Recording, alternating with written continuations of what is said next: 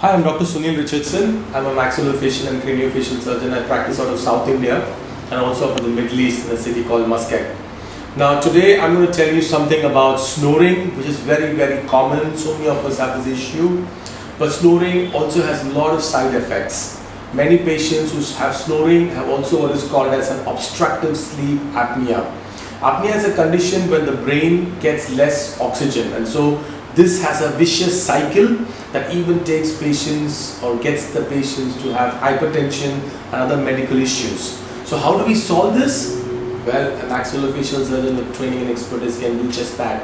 And snoring, especially after we do a polysomnography and an MRI sleep dynamic study, you can find out if it's because of a local cause, if it's because of a maxillofacial cause.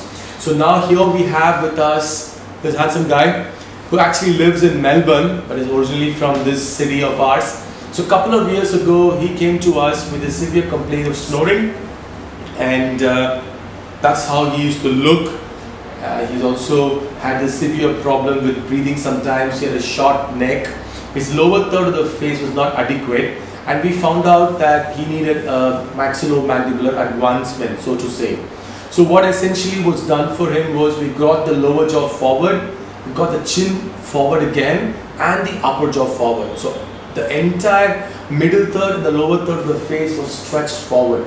By doing that, what happens is the space between the upper and the lower jaw increases posteriorly. That's where you breathe. So that gives you more space in the hypopharynx, and once that happens, the patients tend to breathe better and to snore less, and in many cases don't snore at all. So here we have him. He's come back for his holidays after a long time, so we caught hold of him for this video. He's going to tell us how he feels now after we've gotten rid of snoring and how he used to be while he had snoring. So Ajay, you want to tell us something? Yeah, like I said, I had a severe case of sleep apnea, due to which I got very disturbed sleep earlier on, and also I had an extremely loud snore earlier on, due to which nobody in the room or nobody even in the house could sleep. Yeah, he was also recently married. Yeah, it was extremely noisy. So now my snoring has come down to zero, except when there is a cold where I snore a little. But snoring is zero, and I get very deep sleep, relaxed sleep nowadays. So he's cured. I mean, we also said that. If you look at this picture now, you can see that the lower third and the middle third of the face have really come out forward, you know. So you see the angle, you see this length, which will increase significantly. We've given more length here. And while doing that, we create space in this area. So you get snoring when the tongue falls back. So that is prevented, or even if it falls back, we've created adequate and more inadequate space so that the air can flow back comfortably and the brain can be well oxygenated even when he's sleeping.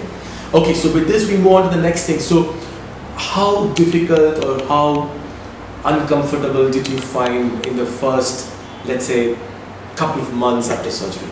Yeah, first couple of months, it took me a few weeks to recover from the pain, and then there was a little numbness around the face, and it died down a bit. Okay. And now so the numbness comes because we are sliding the mandible across, and so you have a nerve that runs around the mandible. So that gets pulled when you move so much of, when you get so much of advancement. That's why the temporary numbness. Yeah. So that's settled. And then when did you actually start to eat normal food? Like as in chewing food? Yeah, I started chewing food after a month or so, but still it was a bit painful, but after a couple of months it felt normal. Yeah, so that's the thing for you. So you need, when you're doing a major procedure with advancing both the upper and the lower jaw and doing 4 osteotomies on the lower jaw, I think 1 month is the time you're looking at, because you wouldn't need that kind. But how long did you stay over at the hospital? A few days? Just 2 weeks, I guess. 2 weeks in all, yeah. So he was also in the hospital for a little longer. Sometimes we send the patients home much earlier. He lives from this town, he's known to me very well, and so he preferred to stay over here rather than at his place. Typically, we let the patients, when we do procedures like this, to hang around for a week, and then we advise them 3 weeks rest. Okay, now what other concerns did you have before you thought of the surgery? I was worried to go for such a major surgery because it would change my appearance. I was not sure how I would look after the surgery. Okay. Also, I was a little worried that it may have some side effects, like it may make my face numb. Some people had given me the fear that it News may like that. news like that. So, but then when after the surgery, I was not sure. After 2 months, after everything felt normal, I was really happy. So there you see there's a time phase again when but eventually, so looking back now, I mean, you went through this pain, you went through this discomfort, you went through this anxiety, but you had this pressing problem of snoring. You've already been to physicians, they've done so many things for you. You've been put on CPAP, you've been put on this and that and so many things. So, I mean, summing it up, like, was it worth it all? I mean, you know, you also lost some time from work, you had to spend some money, everything. But was it, now looking back, do you think it was worth it all? Yeah, it was definitely worth it because I wanted a permanent cure for my problem. Yeah. I definitely think it's more than worth it. This is because now he would not get hypertension because of an OSA region. That's first thing. Secondly, his quality of life improves significantly. The quality of life of his closed ones around him also is improving significantly. So this is like a major quality of life improvement. And now that's one thing that we've achieved. Now what do you think about the way your face has changed? Like, I mean, you think you're happy with the face looks now, you think maybe it should have been a little bit more. Tell me honestly what you think. No, so actually I came for sleep apnea and only the jaw surgery was done. And initially I was not sure because immediately after surgery was done, this face was bloated and it looked a little different. Then as time went by, it became normal. It is not exactly the same as earlier, but it's I can say it's even better than earlier. Yeah, so you see that there is an improvement in the way he looks. So that's the catch. If you plan these surgeries well, then you can also improve the patient's profile. You can improve the way the face is balanced. So it's a combination between getting a functional result and at the same time not forgetting the cosmetic aspect. His face is like the chief seat of beauty and it's the thing that everyone sees first. So I think even though you want to correct a major issue, you would not want the patient to have a look that he's going to be uncomfortable with.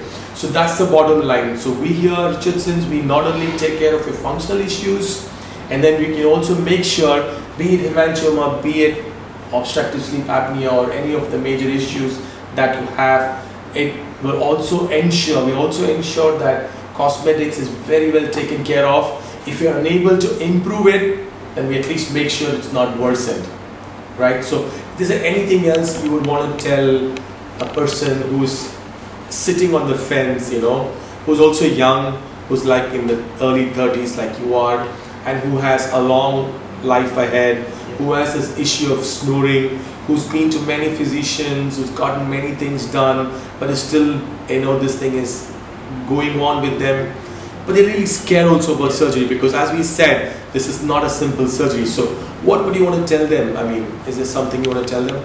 Yeah, I would tell them to lose their fears and go ahead and do it because it's not going to be worse than what is going to be what's now. Yeah, so that's simply put in a line. So I think that's the bottom line that we want to convey with this video.